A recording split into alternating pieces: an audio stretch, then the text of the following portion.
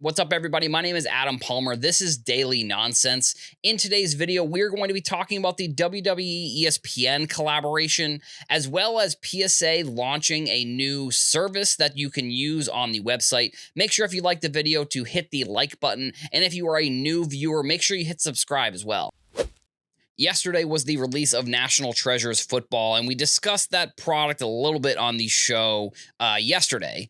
And on social media in the past day or so since the release, we've already seen two of the biggest cards be pulled, which are the JJ McCarthy 1-of-1 shields. So like the regular platinum 1-of-1 shield was pulled, and then I saw a red 1-of-1 was pulled. If you want a better breakdown of the product, I kind of talked about it at a very high level. Dylan Brown actually wrote a great article on collectibles on SI, so I definitely suggest checking that out. I'll put the link in the description here. But to get into today's topics, the first one we have is some pretty big news out of the sports and entertainment world is going to be that ESPN and WWE have come together, and they are going to be streaming some of the live premium events like SummerSlam, WrestleMania, Money in the Bank.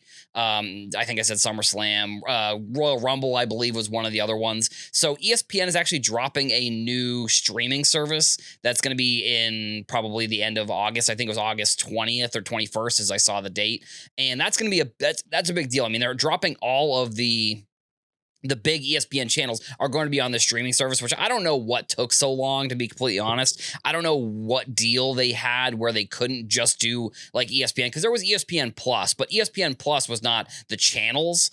And so the big news here, I think, is also kind of coming from the national, where a lot of the coverage I've seen has been about how they saw a lot of wrestling cards on the floor. Now, that could have been because of Hulk Hogan's passing. There could have just been a lot of people who had wrestling cards that were looking to sell them at the show. But overall, I think that wrestling, and this was something that when Netflix took over Raw, I was like, in my head, it keeps sparking that I feel like wrestling and sports cards should be and can be a lot bigger. I think that there's obviously a very diehard niche group of collectors who love wrestling, but I think that the mainstream audience, and maybe this is because wrestling is just not for everybody, that definitely could be the case. I mean, I understand that, it's a TV show that's scripted, and sure, they are fighting in the ring, and the people behind the stage and behind backstage know who's going to win. But I think it's still a very interesting, like the writers for WWE make WWE very interesting. That's what I'll say. And I think that they've done a very interesting job over the past few years with some of the storylines. I mean, there was the Cody Rhodes storylines with Roman Reigns, and now we've got Brock Lesnar potentially coming back, which there are a couple sets within the sports wrestling world from a card perspective that are super important. Obviously, the 82 All-Star set. There's also a 2001 Royal Rumble Fleer set that is like, it has basically the same names of this generation that 82 Fleer or the 82 All-Star set has. Like, it has the John Cena rookie, it has Brock Lesnar, it has Randy Orton. I believe Batista's in there. He says Dave Batista. It has Stacy Keibler. I mean, it has like some of the biggest names of this generation of wrestling are in that set. And I think what I've seen over the past few years as WWE has merged with like TKO, which is the company that also owns the UFC, I just think that Topps has a great opportunity to start including more celebrities potentially in these sets. I think over the weekend we saw a Jelly Roll card, who is a musician, but so he got his first ever trading card. And I think we're going to keep seeing this. And we've seen over the years that popular culture has leaned more towards collecting, and more things are being created in popular culture that have an element of collecting to them that I feel like we as sports card people obviously see, but I feel like the masses are still kind of gravitating towards that. I mean, just look at all of the players right now that are in the league, in any of the leagues, that collect cards. You've got, there was a video that went viral over the weekend of Jack Caglione opening cards with his dad. You had Jared McCain at the National looking for his own Kaboom card. Like, you have athletes and you have celebrities who are getting into this business. So I think the fact that WWE could become more mainstream with some of these big events being on this new ESPN app, I think that leans towards maybe there's something there with sports cards, whether it is Tops Now or it's some sort of top celebrity set from the WWE perspective. I mean, like I said, there are tons of different options that I could see and go in that direction that I don't really see why there aren't going to be more of these celebrity cards in some of these Tops Now sets. And this is just something I've always talked about, where I think Tops Now is the perfect stomping ground for some of these celebrities and is a good indicator, I think, for if you are buying and selling cards of players to see like what players have the most Tops Now cards, because that's one of the interesting things that's always been good for me is knowing the exact print run of every Tops Now card. So that's where I see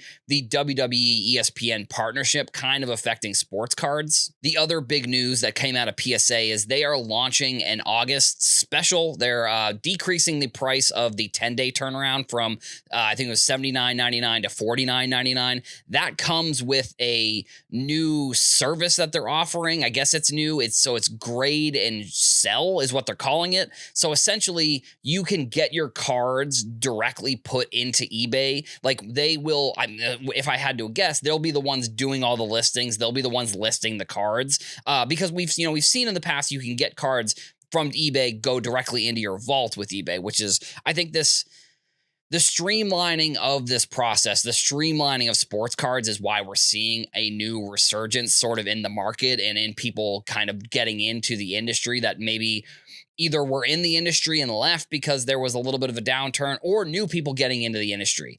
The making things easier will always bring in more customers. Making things cheaper will always bring in more customers as well. I mean, grading and making things quicker will always bring in more customers. I mean, those are probably the big things that I think we're really seeing from a sports card perspective that are really adding to this extra growth that we're seeing right now. It's making things easier, it's making things cheaper, and it's making things faster. All of those three things right there, I think, are probably some of the bigger reasons that we're seeing a resurgence. So with this grade and sell, you can now get your cards graded, and apparently what eBay is, or what PSA is saying, is that they will list them directly on eBay once the cards are sold, which again takes out a lot. Like this is just a faster turnaround. Like you're going from submitting the card to selling the card without ever really having to get it. Because I mean, here's the other thing. I'm pretty sure you can go directly from buying a card on eBay to, instead of having it shipped to you, have it shipped to PSA. And now that you can have PSA go direct to eBay and list the cards directly, they're making things just quicker and easier. And the fact that you don't have to get the card is taking, I could see how what some people might say, well, you're taking the collecting and the actual card and holding the card aspect out of collecting, but you're also adding the digitalization of these trading cards that I have seen honestly as like, this is the next step for cards. Because when I was first getting in, check out my cards, I think there was a website called The Pit, I believe. There were vault websites when I was getting into cards in 2018 and 2019.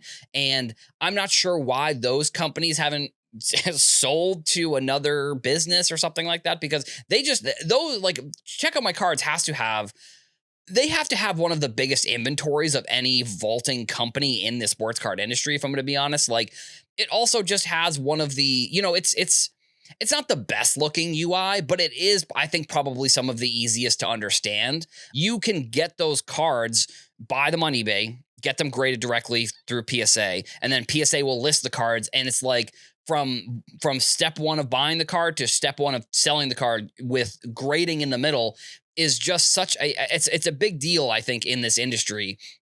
And I believe the sale's only going towards the end of August for the discounted price. Like, I'm sure you can probably still do some of the bulk submissions with this new system that they have. But, overall, it's just made things so much easier.